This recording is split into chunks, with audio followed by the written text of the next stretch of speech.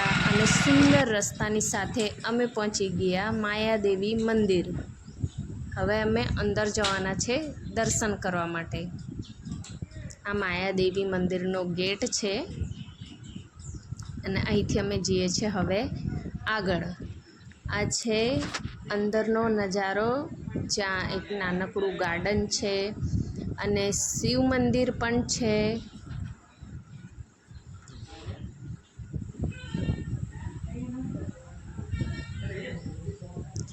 આ રીતનું મંદિર તમને બહાર દર્શન થશે। શિવજીનું મંદિર છે આ।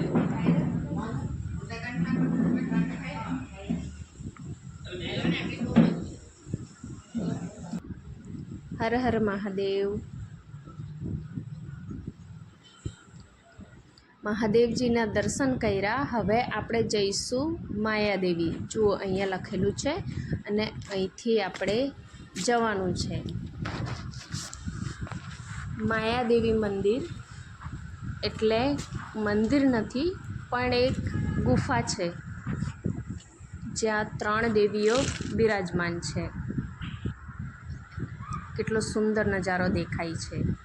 એટલે જ તો કહેવામાં આવે છે, ડાંગને ગુજરાતનું ઘરેણું। ગુજરાતનું ઘરેણું એટલે ડાંગ। હવે આપણે પહેલાં દર્શન અહીંયા કરીશું અને અહીંથી પછી આપણે જઈશું આગળ। જય માતાજી।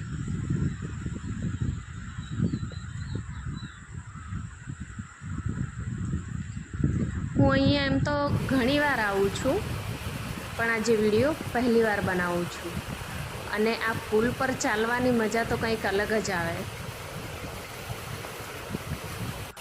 અને આવો નજારો તમને ફક્ત ઉનાળામાં જ જોવા મળશે, કેમ કે ચોમાસામાં આ મંદિરના દર્શન થતા નથી।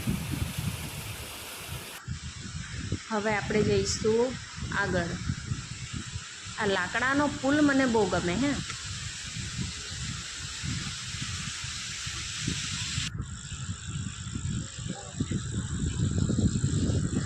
કુદરતે જાતે કોતરીને બનાવ્યું હોય ને એવું લાગે।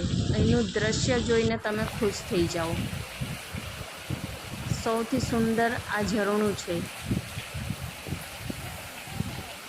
અને માયાદેવી ગુફા મંદિર તરફ જવા માટે જો આ નાનું પુલકું જેવું બનેલું છે।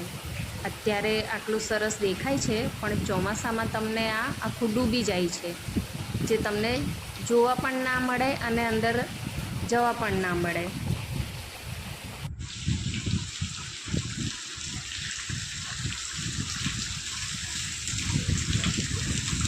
જુઓ છે ને, જાણે કુદરતે સ્વયં કોતરીને બનાવેલું હોય ને આ રીતનું આ મંદિર તમને દેખાશે। પૂર્ણા નદીના કિનારે આવેલી છે આ ગુફા। ભેખડવાળી ગુફા છે અને આ ગુફામાં બિરાજે 3 દેવીઓ, જે માયાદેવીના નામે ઓળખાય છે। જય માતાજી। જો તમને પણ માતાજીના દર્શન થઈ ગયા હોય તો કોમેન્ટમાં જય માતાજી જરૂરથી લખજો। અને અહીંયા દર શિવરાત્રિમાં મેળો પણ ભરાય છે।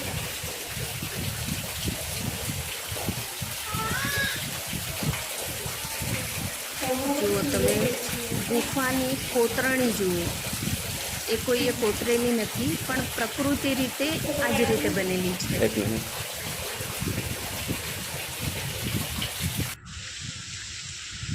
અને હવે માતાજીના દર્શન કર્યા અમે, તમને પણ દર્શન કરાવ્યા અને હવે અમે જઈએ છીએ આગળ એટલે કે દર્શન થઈ ગયા એટલે હવે અમે જવાના છે ઘર તરફ। અને તમે ગામડાઓમાં આવો તો આ દ્રશ્ય તો તમને જોવા મળે જ આ બાજુ। કેટલું સરસ લાગે છે, કુદરતી વાતાવરણ છે અને એ પણ એકદમ શાંત। જો તમે પણ જવાના હોય માતાજીના દર્શન કરવા તો આ ટાઈમ છે સારી રીતે દર્શન કરવાનો અને ફરવાનો। જરૂરી નથી કે તમે શિયાળામાં જાઓ કે ચોમાસામાં જ જાઓ। અત્યારે પણ અહીંનું વાતાવરણ ખૂબ જ સરસ છે અને એકદમ સારી રીતે તમે અહીં દર્શન કરી શકો છો શાંત વાતાવરણમાં।